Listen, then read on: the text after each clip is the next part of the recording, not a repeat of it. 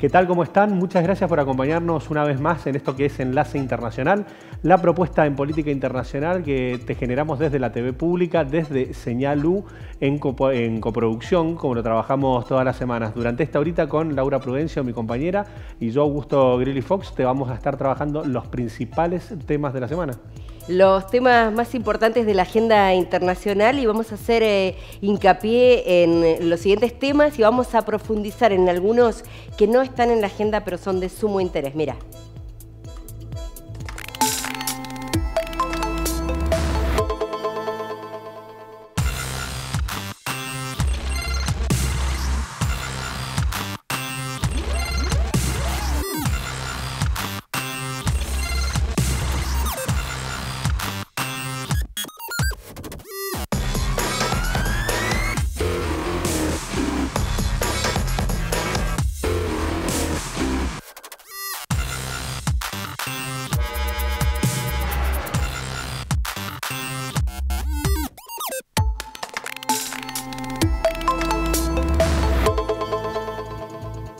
Y lo repasábamos ahí en los adelantos, es un tema que preocupa, cada vez queda menos tiempo para que finalmente Chile pueda o no tener una constitución. ¿Está en peligro este proceso?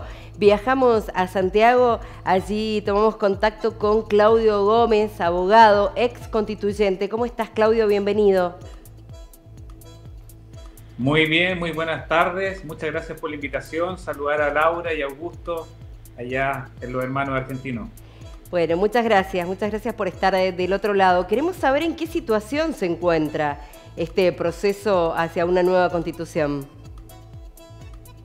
Mira, un poco de contexto. A nosotros en la actualidad nos rige la Constitución de 1980 que nació en la dictadura militar, que es una constitución que ha tenido modificaciones, que ha generado crecimiento económico, pero que lamentablemente ha aumentado las brechas de desigualdad entre chilenos y chilenas. Y desde hace bastante tiempo que viene el clamor para que nazca una constitución nacida en democracia. Y ya estamos en un segundo proceso constitucional.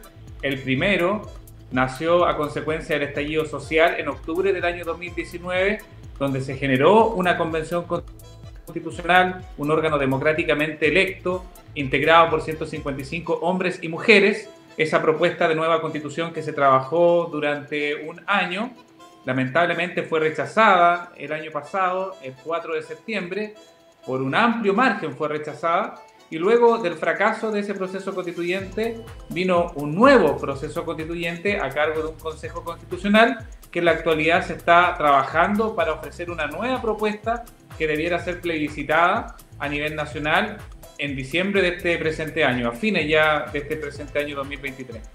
Bien, en relación a la forma en la que está constituido, tiene una presencia muy importante de lo que es la extrema derecha en Chile, pero también entienden que van a tener que generar un diálogo con el oficialismo y con la coalición.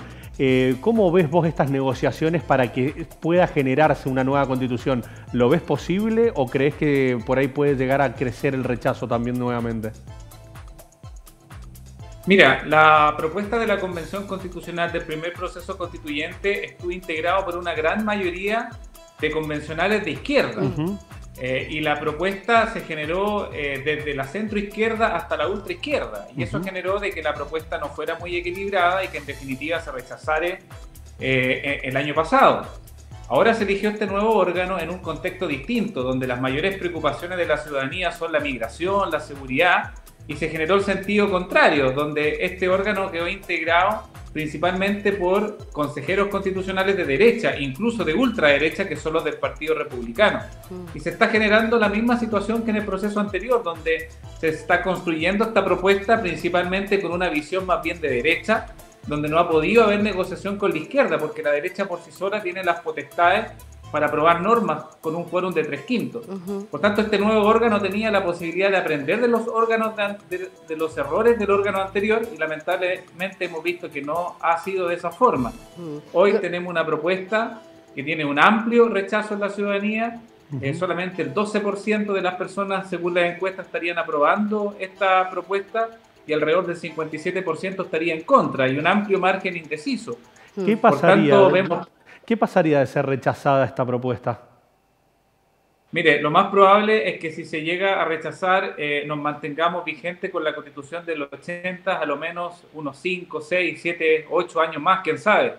Porque acá en Chile existe como un cansancio, una fatiga electoral, donde ya llevamos tantos años con el tema constituyente como que la gente, en su gran mayoría, ya no quiere continuar con el proceso constituyente. Claro. Por tanto...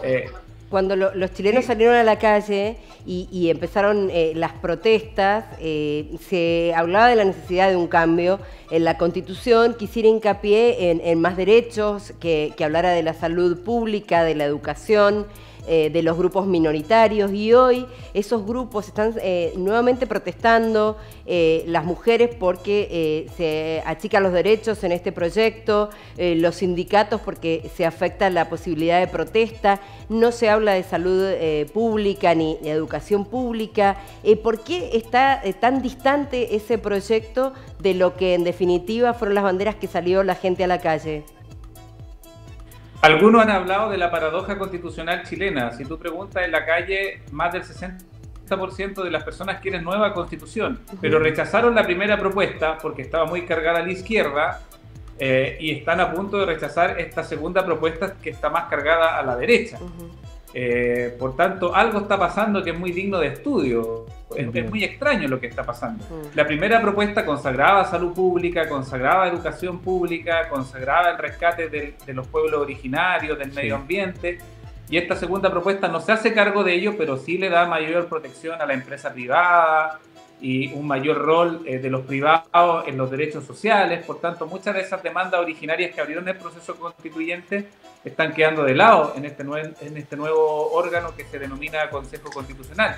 Bien, Así que vamos a ver cómo se resuelve esto en definitiva. Bien, te quería preguntar antes de cerrar, desde tu perspectiva, si esto, digamos, el hecho de que exista un rechazo puede representarle un costo elevado en materia política a esta derecha extrema que, digamos, que ha obtenido una mayoría en el apoyo para la redacción de la Constitución. Es muy probable, porque este sector de extrema derecha denominado republicanos está encabezado por José Antonio Kast, quien encabezaba las encuestas para la presidencia de Chile en el año 2026. Y por la forma en que se ha dado este proceso, donde ha habido falta de capacidad de llegar a acuerdos, José Antonio Kast ha bajado considerablemente en las encuestas. Por tanto, si fracasa este nuevo proceso constituyente a cargo de republicanos y de José Antonio Kast, lo más probable es que sus perspectivas presidenciales terminen reduciéndose considerablemente. Si no logró unir a su sector en torno a una nueva propuesta que concitara apoyo en la gran mayoría de la ciudadanía, veo muy difícil que pueda llegar en definitiva a la presidencia de Chile. Bien, clarísimo. Te agradecemos muchísimo el contacto, seguramente te vamos a molestar en lo inmediato, bueno, para llevar de cerca lo que es nada más ni nada menos que este proceso de redacción de la Constitución en Chile. Muchas gracias a ustedes y gracias también por su interés. Gracias, Claudio. Hasta luego. Bien, vamos ahora a cambiar de tema para hablar de un tema que tiene que ver con la Argentina, pero que suscitó la atención, diríamos, de gran cantidad de países en el mundo. Tiene que ver con el debate presidencial. Exacto, podemos decir que nos vamos a Santiago del Estero. Nos vamos a Santiago del Estero. Allí el domingo 1 de octubre se llevó adelante el primer debate presidencial de los 5 candidatos argentinos que aspiran a la máxima investidura. Vamos a hacer un pequeño repaso de lo que fueron las imágenes de ese momento y las repercusiones que esto ha tenido a nivel mundial.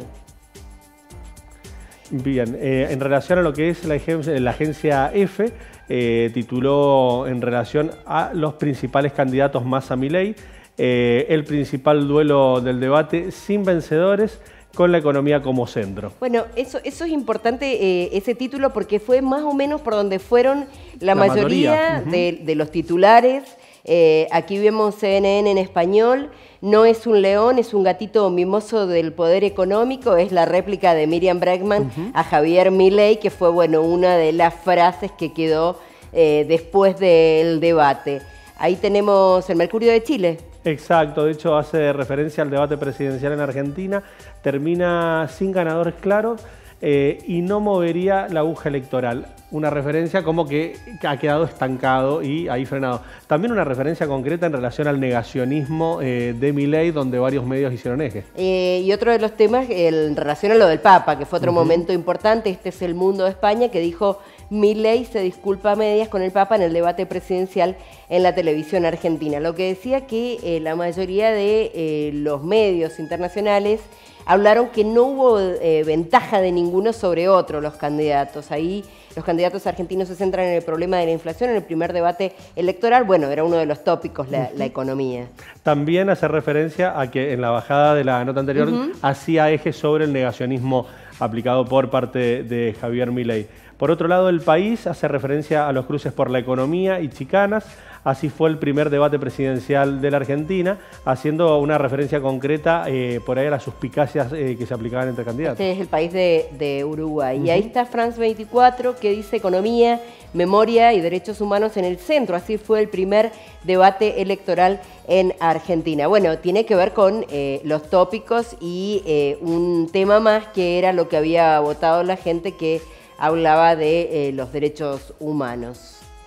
Bien, después vemos la referencia de O Globo de Brasil, donde hacen eje sobre la figura de Javier Milei en relación a su rol como economista y los mercados. Bien, para seguir en sintonía, nos vamos a hablar de otro debate y te lo planteamos justamente por el proceso electoral que se va a llevar a mediados de octubre en Ecuador. En este caso fue la segunda vuelta. Previo a la segunda vuelta, que va a ser el 15 de este mes, se enfrentaron los dos candidatos que quedaron en esta instancia. La candidata correísta Luisa González y Daniel Noboa, este joven que apareció hace muy poco en el terreno de la política, pero que en el primer debate logró, bueno, salirse de lo que era la media de los demás. Esto le sumó un montón de votos y fue la sorpresa en las elecciones. Exacto, de hecho muchos analistas plantean justamente que al no tener el peso, al no estar en el centro de la escena por ahí, con posibilidades muy reales, por dado que no se esperaba que pasase la segunda vuelta, eso le puede haber jugado muy a favor. La realidad es que se han encontrado ya en una instancia mucho más avanzada y la realidad es que están, digamos, si bien con una tendencia en las encuestas un poco más arriba Noboa, se ha achicado bastante por parte de la candidata correísta. Sí, y se repite lo que sucedió aquí en Argentina, porque no se sacaron ventaja, fue muy parejo, se cuidaron mucho. Hablaron de los temas que por supuesto preocupan al Ecuador, que es la economía y la seguridad, pero muy medidos y acotados, y bueno, no hubo un ganador, por lo menos en este debate. Vamos a ver qué hacen en relación al voto de la CONAIE, al voto indígena, que podría ser el que defina ese proceso electoral. Pero antes de irnos a la pausa, queríamos hacerte una referencia en relación al proceso de formación de gobierno que se estaba llevando a cabo en España. Te hicimos una referencia la semana pasada. La realidad es que el rey le ha pedido que forme gobierno, le ha dado la orden al referente del Partido Socialista Obrero Español, Pedro Sánchez, donde se encuentra con algunos, con algunos desafíos muy reales, pero desafíos en fin, en el sentido de que podría llegar a formar gobierno, sobre todo por el visto bueno que representa desde la coalición la posibilidad de generar amnistías para sectores catalanes.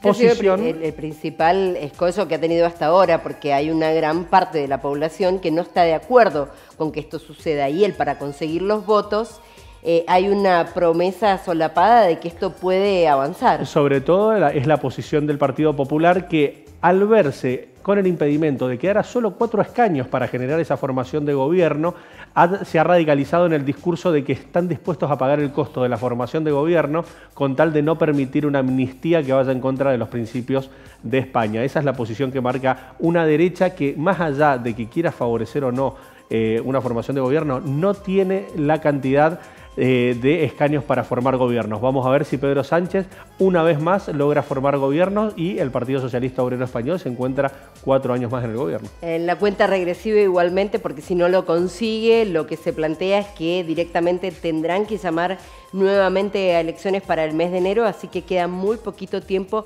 para que Pedro Sánchez logre los escaños suficientes para convertirse en el próximo presidente de España. Vamos a ver qué pasa. Ahora no te vayas, que tenemos una nota interesantísima en el bloque que viene sobre el conflicto Rusia-Ucrania.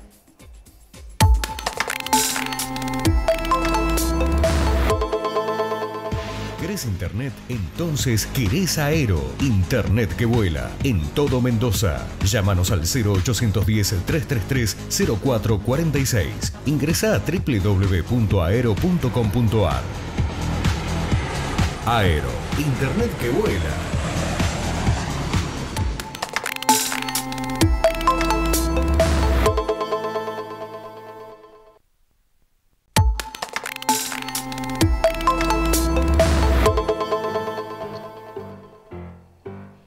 Nuevo bloque en Enlace Internacional. Vamos a hablar de un tema que ha despertado la preocupación en la Unión Europea y también en la Casa Blanca. Tiene que ver con las elecciones parlamentarias en Eslovaquia. Exacto, de hecho se ha planteado en los resultados un giro hacia una visión o una perspectiva prorrusa, pero para hablar de esto y de cómo repercute en el conflicto entre Rusia y Ucrania, estamos en contacto con Ana Vanessa Cárdenas, internacionalista, politóloga, para que nos dé una interpretación de principalmente qué representan estos resultados y por otro lado cómo afecta en el conflicto. ¿Cómo te va, Vanessa? ¿Cómo estás vos? Hola, Ana Vanessa.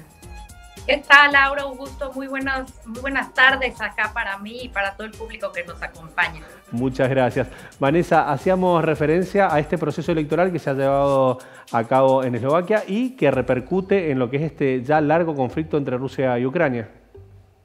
Así es, unas elecciones que, bueno, ya parecían cantadas. Esta vez las encuestas no nos fallaron. Y, bueno, pues este líder, como tú bien dices, prorruso, populista, muy cercano a Vladimir Putin y con propuestas, pues, que han sorprendido al mundo, como, pues, propuestas antimigrantes, anti-LGBT. Se le conocen también algunos eventos y declaraciones misóginas.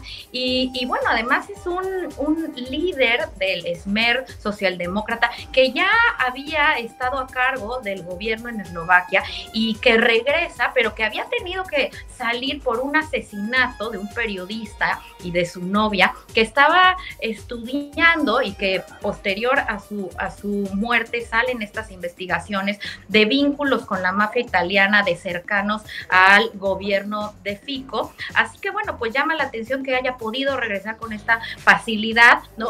Obviamente falta hacer gobierno porque ganó las elecciones legislativas, pero bueno, pues tendremos un país más que se acerca a Rusia en un momento en el que la guerra con Ucrania pareciera una guerra de trincheras, donde los avances son muy pocos, donde Ucrania sigue pidiendo incluso en las últimas reuniones que tuvo con Biden, ya no solo aviones, sino más tanques, y en el que Rusia parece que tampoco está dispuesto hoy por hoy a negociar. Así que el sumar aliados, y sobre todo en una zona estratégica de unión entre Europa del Este y la Europa Occidental de la Unión Europea, pues puede cambiar el mapa y el balance geopolítico de lo que está haciendo el conflicto de Rusia con Ucrania. El hecho de que haya ganado Robert Fico es indiscutiblemente un proceso ya terminado, o puede ser que no le alcance para convertirse en el nuevo dirigente de Eslovaquia.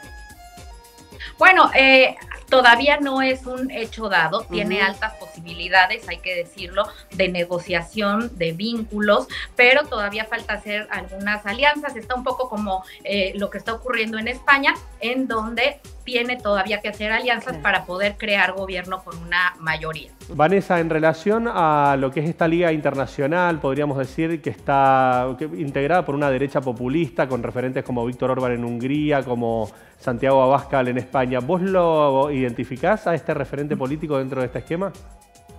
Sí, desde luego, incluso él ha declarado su cercanía con Víctor Orbán, ¿no? Las políticas y las propuestas son muy similares y creo que hay que observar cómo esta línea ha ido avanzando poco a poco, porque esto empezó desde principios de este siglo, ¿no? Con Hungría, etcétera. En Europa incluso tenemos la presencia de la ultraderecha en más de 40 parlamentos a nivel continental. Así que creo que hay que observar los estragos que ha dejado la actuación política en Europa, las dimensiones también de las diferencias sociales que están haciendo que esta populista derecha sea una opción para los votantes. Y creo que en ese sentido el mal tratamiento que se ha hecho de la migración es uno de los pilares que ha fortalecido sobre todo a esta ala populista de la derecha europea.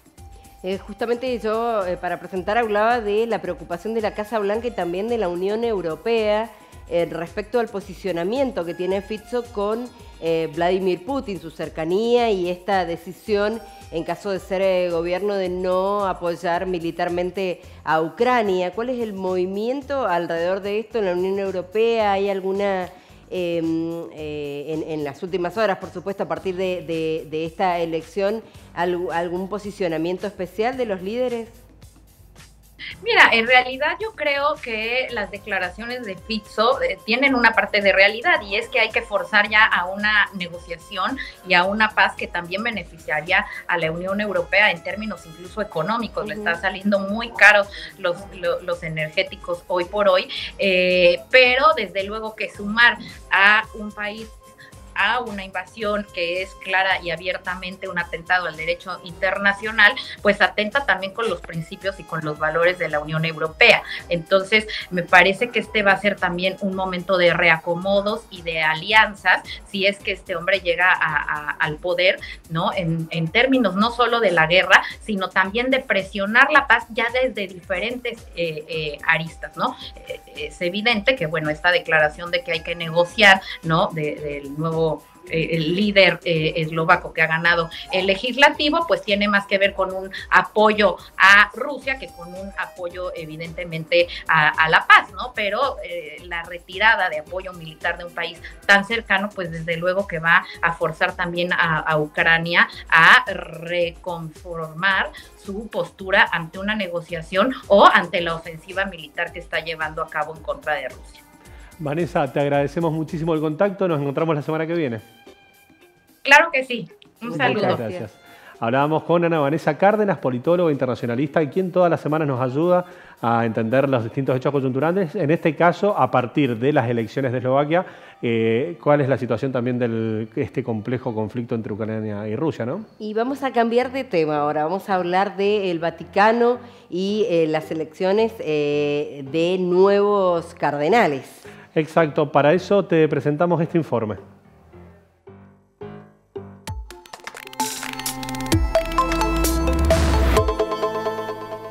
Desde San Pedro hasta la actualidad hay cierto consenso entre historiadores que al frente de la Iglesia Católica han pasado 266 papas, en realidad al frente del Estado Pontificio.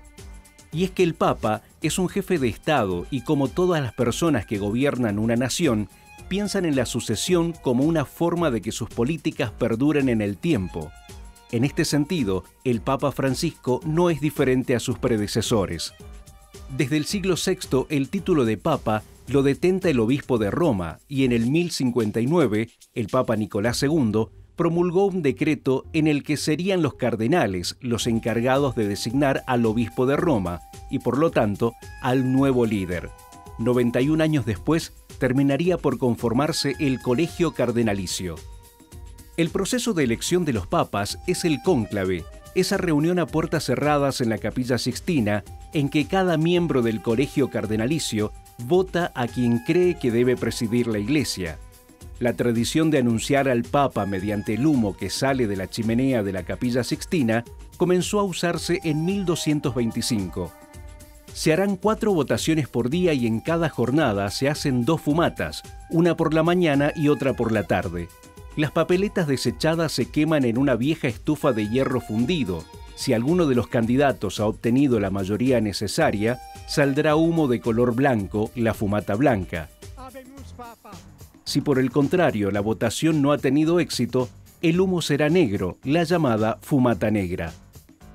Desde entonces, cada papa elige con mucho cuidado a quienes van a conformar dicho colegio, porque en esa decisión está implícita cuál es el perfil de la Iglesia que quieren en el futuro.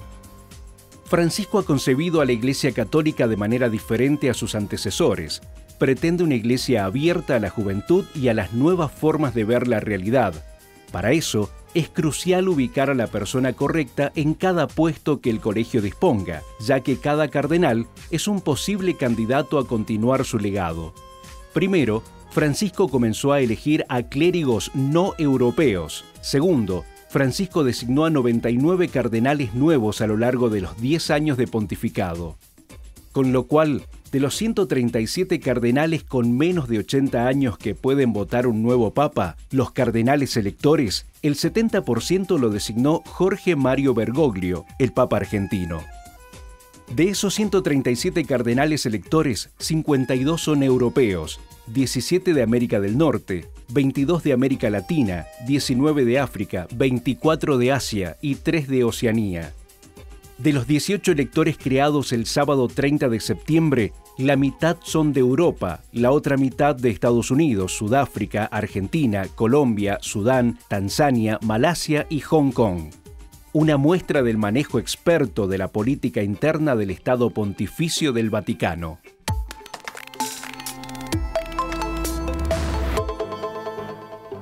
Veíamos en el informe una radiografía general de cómo son los movimientos, de cuáles son los procesos que se llevan a cabo justamente para representar y ostentar el poder dentro de una estructura nada más ni menos que la Iglesia Católica. Y interesante también decir cómo ha ido eligiendo el Papa en este entramado a cardenales de Asia, por ejemplo, que no hay mayoría de catolicismo.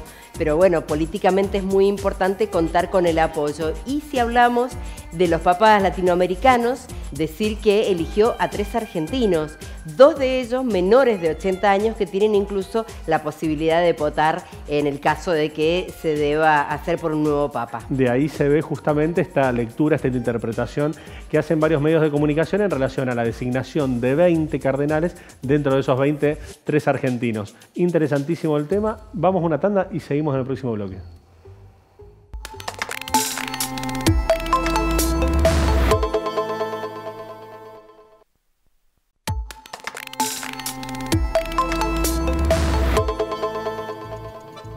Continuamos con Enlace Internacional, te lo habíamos anticipado, queríamos trabajar en profundidad lo que se ha desarrollado en base a este conflicto que se ha generado en el norte, en la hidrovía Paraná-Paraguay, y saber un poco más de esto, ¿no? En relación a lo que representa el conflicto, y por ahí para nosotros que estamos un poco alejados, saber qué es lo que es, digamos, cuál es la dimensión que tiene y qué representa para la Argentina como para los países vecinos. Son esos temas que por ahí no encontraste en la agenda cotidiana de los medios, pero que representa un valor muy importante para nuestro país, que tiene que ver con sus ríos, y también este conflicto que mencionabas que tiene que ver con los otros integrantes de la hidrovía, los otros socios que son Brasil, Bolivia, Paraguay, Uruguay. Vamos a ver unas placas para contar en detalle de qué se trata este tema de la hidrovía Paraguay-Paraná, que es uno, bueno, en definitiva, de los mayores sistemas que tienen de navegación en el mundo. Recordemos entonces, recorre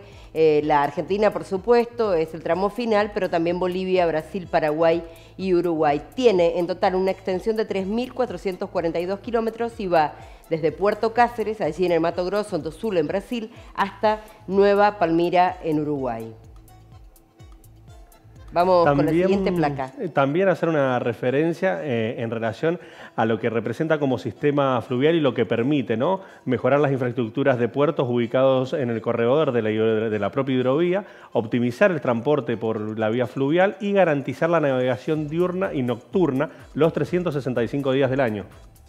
Pasamos a la última plaquita para contarte de qué se trata, de qué va la hidrovía Paraguay-Paraná. En los últimos meses, bueno, se inició un conflicto entre Argentina y Paraguay por el cobro de un peaje por parte del gobierno argentino que Paraguay considera injusto y que ha hecho hincapié en esto el nuevo presidente, flamante presidente de Paraguay, que incluso Santiago Peña ha dicho que el ministro de Economía de Argentina le había prometido una cosa que no se está cumpliendo, dice Sergio Massa, mintió, dijo que no iban a cobrar más este peaje y bueno, lo sigue cobrando nuestro país.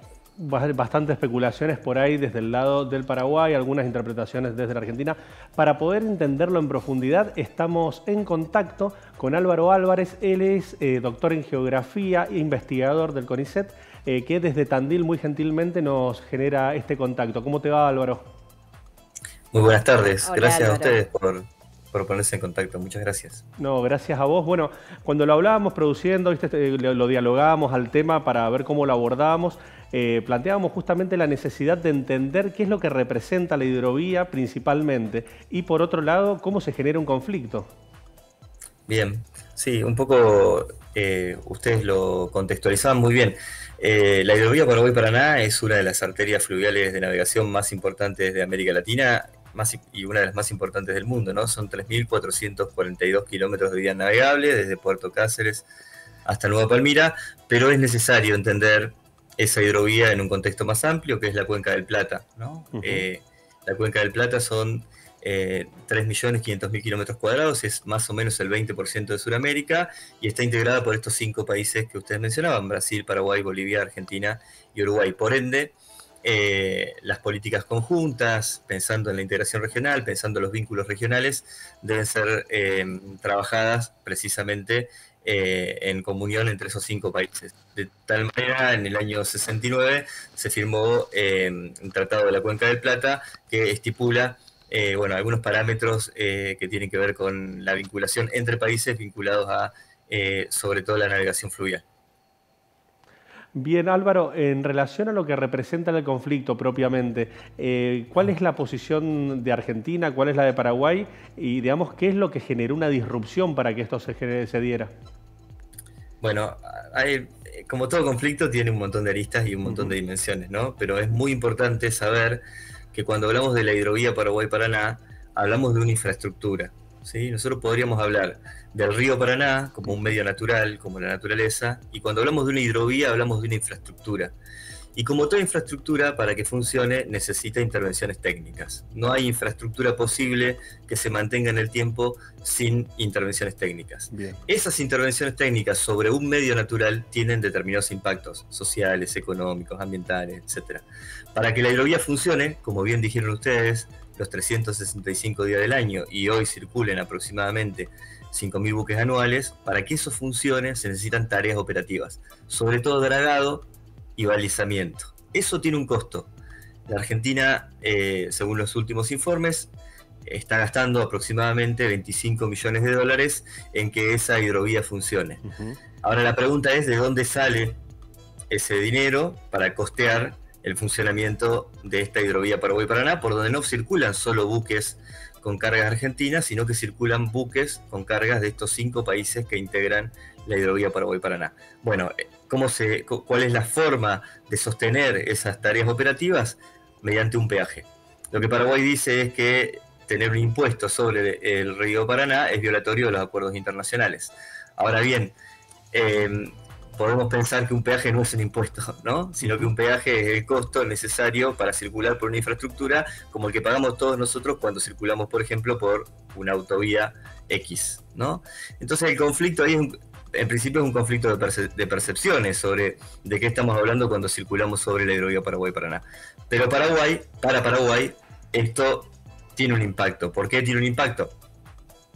Porque Paraguay tiene la tercera flota mercante más importante del mundo, después de la de Estados Unidos y la de China, ¿no? Una flota privada, pero con bandera paraguaya. Hoy circulan más o menos 3.600 barcos de bandera paraguaya en las diferentes vías fluviales, y claramente tiene un impacto negativo en ese sentido, en el sentido de la libre navegación, para ellos, el pago de un peaje. Ahora, sin el pago de ese peaje, o dicho de otra manera, sin las tareas operativas, la hidrovía no funciona como hidrovía. Entonces ahí... ¿Qué pasó en estos 30 años que había una concesión a una firma belga, bueno, y una argentina? ¿Se cumplió, no se cumplió? ¿Por qué ahora surge este problema? ¿Por qué ahora Paraguay se queja cuando el gobierno argentino, una vez caída la concesión, terminado ese proceso, empieza a cobrar este peaje? Bueno, esa es una muy buena pregunta, ¿no? Argentina desde el año 95 en adelante tuvo las tareas operativas de dragado y balizamiento a partir de una privatización de obra pública por peaje. Fue cedida a la empresa Hidrovía Sociedad Anónima, integrada por la empresa belga Jan de Null y la nacional EMEPA, ¿no? Desde ese entonces en adelante, de alguna manera la Argentina pierde el control operativo sobre la hidrovía Paraguay-Paraná porque es concesionado a estas corporaciones. En el año, bueno, hace 2 años esa concesión se cae, en realidad se cayó muchas veces, pero fue renovada. El gobierno argentino decidió no renovar y recobra, de alguna manera, el control administrativo sobre esa hidrovía Paraguay-Paraná. Lo que hace hoy la Argentina es cobrar el peaje y terciarizar las obras. Claro. Antes lo que hacían las empresas eran cobraban el peaje y ellas mismas hacían las obras, digamos. Bueno, el conflicto emerge hoy, ¿sí?, sin demasiadas alteraciones en relación a el trato con esas corporaciones. Emerge hoy cuando el gobierno argentino decide hace algunos años retomar ese control administrativo. ¿Qué es lo que dice Paraguay? Que el mayor perjuicio que está teniendo Paraguay tiene que ver con su abastecimiento de combustible, porque no solo es el tránsito de bajada lo que le interesa sobre todo a 2 países que no tienen salida oceánica como lo son, o que no tienen costas, digamos, como lo son Bolivia y Paraguay, y que gran parte de su comercio sale por la hidrovía. Le interesa claramente eso, pero a Paraguay también le interesa el abastecimiento energético de combustibles con los buques que ascienden por la hidrovía Paraguay-Paraná. Mientras tanto, ¿qué pasa con el canal Magdalena? Porque de todas maneras Argentina tiene la salida, pero se termina utilizando el puerto de Uruguay. Sí, bueno, esa es otra lista, ¿no? Otra lista interesante para pensar. Digo, Argentina hoy no tiene una salida propia al Océano Atlántico porque no está en condiciones el canal de Magdalena, no pueden transitar por el canal de Magdalena buques Panamax o Pox Panamax, que son los de gran porte, ¿no? Por ende, la salida se hace por el canal de Punta Indios y tributan en el puerto de Montevideo. Esto, bueno, es un proyecto que avanzó en el último año en relación a poder generar claramente las tareas operativas necesarias para tener una salida al mar propia. Hasta el momento, bueno, este es un año electoral, ustedes saben que los años electorales son bastante complejos para tomar decisiones estructurales, ¿no?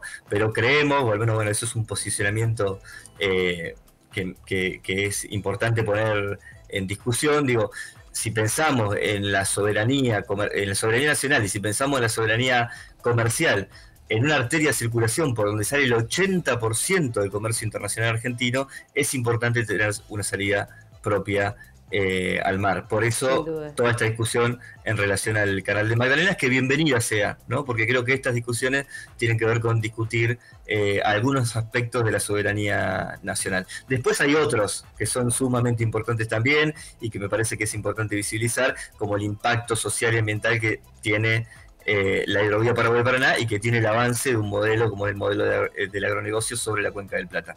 Esa es otra discusión que también es muy importante, creo yo. Un nuevo capítulo realmente necesario para seguir hablando de este tema del que se habla poco, del que en general se sabe poco y que abarca una extensión tan importante de nuestro territorio, en definitiva, y con muchos habitantes afectados también. Sí, totalmente. Bueno, es importante decir que de los años 90 en adelante todo lo que tiene que ver con el transporte fluvial en la Argentina está privatizado, ¿no? Digo, cuando hablamos de las tareas operativas sobre la hidrovía, eso lo ponemos de manifiesto. También es necesario decir que la estructura portuaria y logística también está privatizada, ¿no? Argentina tiene 101 puertos, de los cuales el 80% están en manos privadas y una cantidad grande en manos extranjeras, ¿no? Por ende, bueno, son discusiones que son importantes y que redundan en saltos cualitativos, si las damos, en relación al control soberano. Álvaro, hacías referencia justamente a que es un tema que da para seguirlo trabajando. Si te parece bien, quedamos comprometidos, podemos decir, para trabajar lo que es el impacto ambiental que se genera sobre la Cuenca del Plata. La verdad que para nosotros es valiosísima tu interpretación y tu perspectiva sobre el tema. Totalmente dispuesto. La hidrovía tiene impactos directos e impactos indirectos y en los últimos años, ustedes seguramente lo saben, con la bajante histórica, la crisis hídrica del Paraná en los últimos 2 años, del 19 al 21, digamos, esa bajante más drástica puso de manifiesto los efectos ambientales de un modelo que es el modelo de agronegocio, pero también de la infraestructura asociada a ese modelo, como es la hidrovía Paraguay-Paraná. Álvaro, te agradecemos muchísimo el contacto y bueno, en breve vamos a estar nuevamente dialogando sobre lo que viene y también quedarnos con ver cuál puede llegar a ser una potencial salida para este conflicto. Bueno, muchas gracias. Soy yo el agradecido. Gracias. Por favor. Un abrazo, gracias. Con nosotros Álvaro Álvarez, doctor en Geografía, investigador del CONICET, dándonos una interpretación en profundidad, ¿no? Sí. De lo que representa la hidrovía. La verdad que aparte es algo enorme, la magnitud que tiene y el peso económico que representa para la región. Son kilómetros y kilómetros de extensión y ni siquiera llegamos a hablar de la cuestión de seguridad, porque también se cometen muchos ilícitos a lo largo de esta hidrovía, no hay los suficientes controles y se cree que incluso la droga, que es un flagelo mundial, bueno, hay gran parte que pasa por allí. Y aparte, que pasa por allí y que no hay controles suficientes, por eso es un temón. Y la necesidad de cooperación entre los países miembros justamente para poder trabajar una temática tan sensible y con lo que representa para las economías regionales.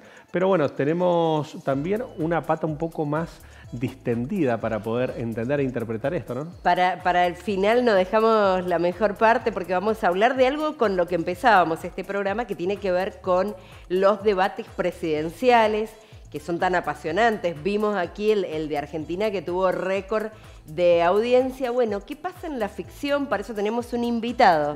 Exactamente.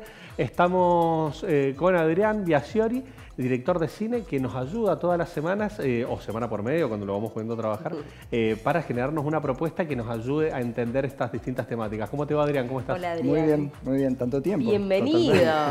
Por fin. Por fin. Bueno, en realidad estamos hablando de el debate televisivo. Y el debate es un formato eminentemente televisivo.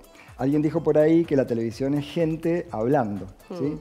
Y básicamente eso, argumentar, contraargumentar, poder intercambiar ideas. Estamos muy acostumbrados a este tipo de formato en la tele. Vivimos viendo gente que discute, ¿sí? La farándula. Pero el debate político es un formato televisivo en sí mismo que hoy por hoy está suscitando muchísimas ganas de la gente de verlo.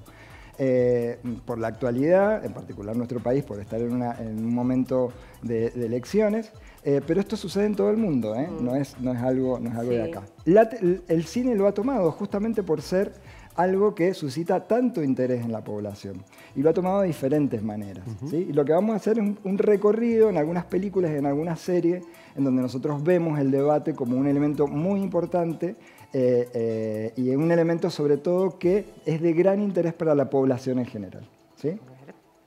Vamos a empezar con una película de principios de los años 70 y estoy hablando de El Candidato, que es protagonizada por un jovencísimo Robert Redford, ¿sí?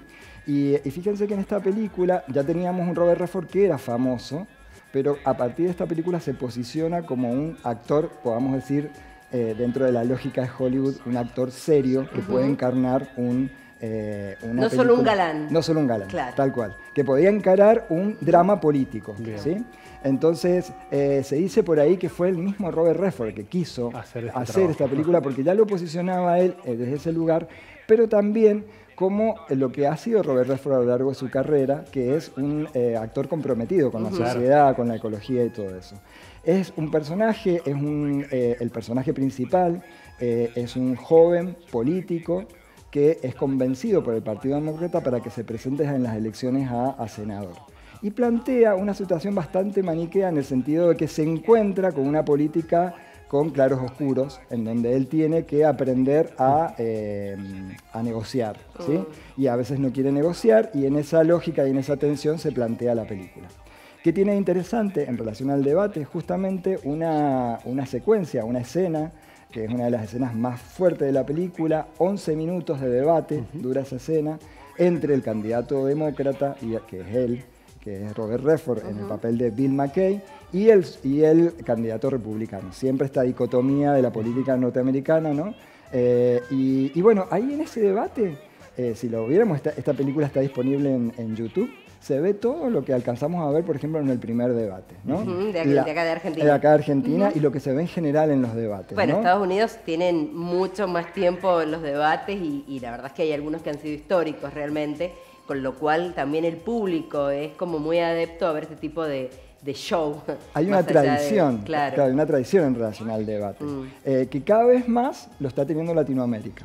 Y de hecho, bueno, ahora Argentina, con el hecho de que ya es algo que es bastante, no bastante, es obligatorio. Claro, sí, por ley. Vamos a la segunda película, ¿sí? Y estamos hablando de Jefe de Estado, y esta película la traemos a colación acá porque es una comedia. Ah, no la tengo esa. Es una película, ya tiene 20 años, sí. Una película del 2003. Buenísimo. Ya tiene 20 años, pero fíjate que lo interesante, que es una comedia, es que justamente hay un candidato, que es el favorito, y muere repentinamente y tienen que salir a buscar un nuevo candidato. Por estas situaciones políticas, ahí está el candidato, buscan a este político, que es un político de barrial, podríamos decir, y saben que va a perder absolutamente, ¿sí? Pero bueno, en realidad se presenta una sorpresa, ¿sí?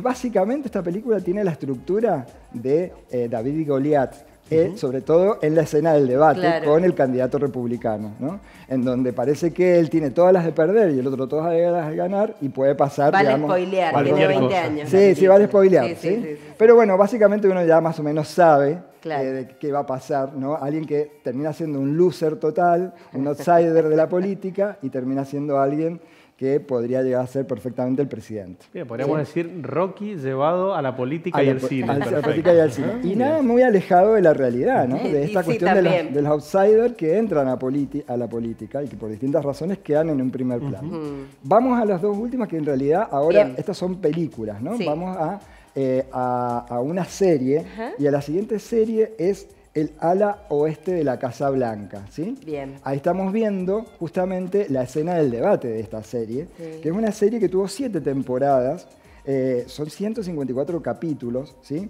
Y en la última temporada hay un episodio muy particular que se llama justamente El debate, ¿sí? La serie es básicamente el presidente de los Estados Unidos que vive las peripecias de la gestión junto con su equipo de colaboradores, tanto en cuanto a la gestión propiamente como a su vida personal, ¿sí? Ese, digamos, que es la sinopsis de la serie. Este debate en particular, súper interesante, ¿por qué? Porque es un capítulo que se estrenó en el 2006, y el personaje del candidato demócrata hace una referencia muy directa a un político de la época, muy joven, de Illinois, que es Barack Obama. ¿Sí? Entonces, fíjense, 3 años antes de que Barack Obama fuera presidente de los Estados Unidos. ¿Casualidad? Bueno, en este caso las casualidades mucho no existen. Y vamos con la última, ¿sí? Ya con esto terminamos. House of Cards, digamos que es la serie que hoy por hoy, la serie política más importante de los últimos años, ¿sí? Ahí estamos viendo, bueno, ustedes saben todo lo que sucedió en esta serie en relación al personaje que encarna Kevin Spacey. Él en la última temporada ya no está, lo matan, porque justamente es el actor. Es acusado por acoso sexual, ¿no? Claro. Tuvo 9 causas y luego fue sobreseído por la justicia, pero tuvo 9 causas. Pero en este particular hay un debate con 2 mujeres, en donde el personaje principal, que es Frank Underwood, que tiene una gran capacidad oratoria, logra que estas 2 mujeres se pongan en una discusión entre mujeres a partir del sexismo. Entonces es muy interesante desde ese lugar este debate que plantea de candidatos de esta serie. Además, siempre un tema que siempre es vigente. Latente. Súper vigente. Pero fíjense cómo siempre en el drama político siempre está la posibilidad del debate entre candidatos como una tradición muy de los Estados Unidos. Excelente. Ya está siendo una tradición en todo el mundo. Adrián, te agradecemos muchísimo una vez más. La verdad que nos has dejado el fin de semana lleno, a pleno, para poder indagarlo en este contexto preelectoral. Gracias a ustedes por la invitación. Muchas gracias. Muchas gracias. Con nosotros Adrián Biasiori, director de cine, ayudándonos mediante algunas series, algunas pelis clásicas, a profundizar un poco en lo que son estos debates presidenciales, ¿no? Bueno, tenemos para ver los debates ficticios y también el 8 de octubre ya el debate presidencial, esta vez en Cava, así que si se quiere emprender también está la posibilidad de hacerlo. Totalmente. ¿Estamos llegando al final ya? Exacto, así que te esperamos de nuevo la semana que viene. Te agradecemos por acompañarnos desde Señalud, desde Canal Acequia, desde Construir TV para toda la Argentina. Nos encontramos la semana que viene. Chau.